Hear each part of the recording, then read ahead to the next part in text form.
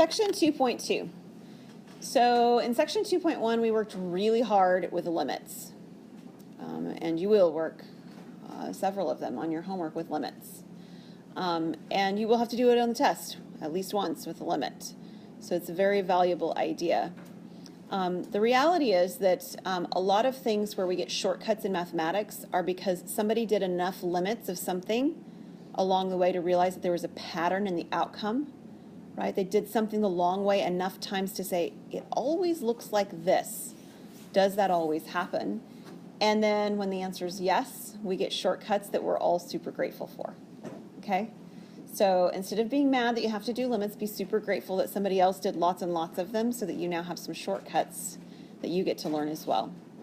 So there are some really nice basic differentiation rules based on limits that we will be able to adopt. So the first one is the constant rule. So if you're thinking about what we're actually representing, this is the graph of a constant. Okay, it's a flat line. What's the slope of that line? It's 0.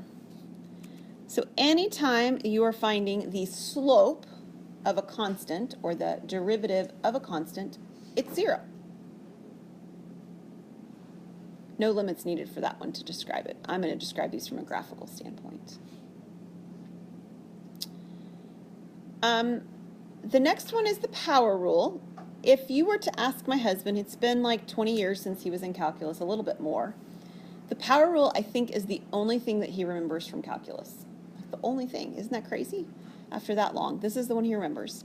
When you have a power, x to the n, then the power rule says that you multiply the exponent by your variable, and you decrease the variable by 1.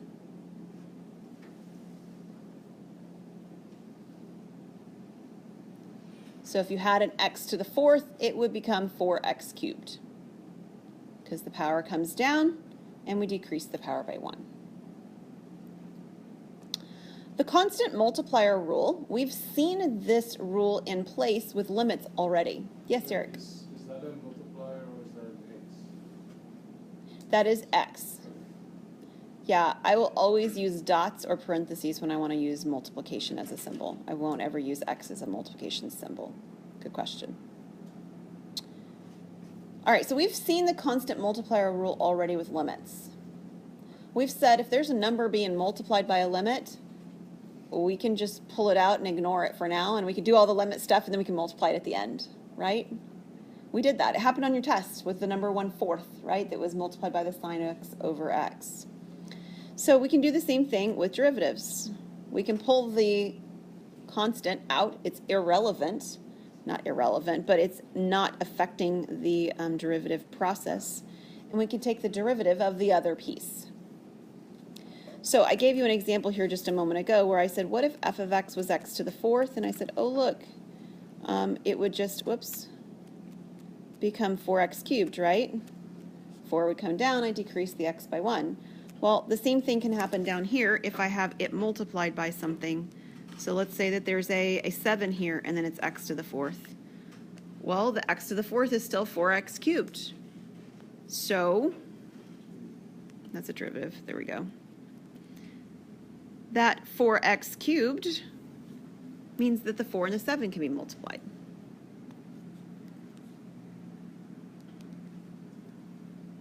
Okay, that's all it's saying, is that the numbers that are constant multipliers just get multiplied by the derivative.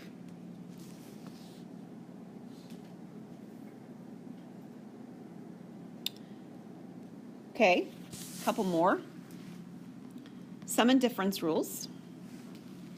If you're adding or subtracting functions and you're wanting to find the derivative, well, you can just find the derivatives individually.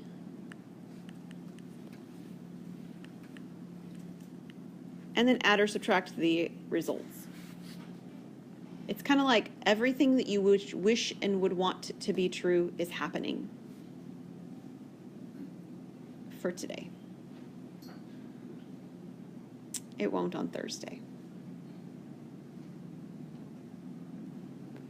All right, and I mean, like our discussion would not be complete if we didn't throw a little bit of trig in here for the moment. These are actually really nice. The derivative of sine is actually cosine.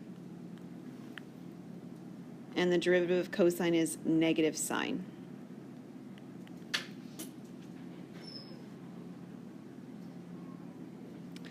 There's one more that I want to mention because it seems to like throw people when you encounter it. It's not technically one of them listed here. It is in my other book that I teach out of. But if you have the equation, I'll call it a function actually so that we're using the same notation,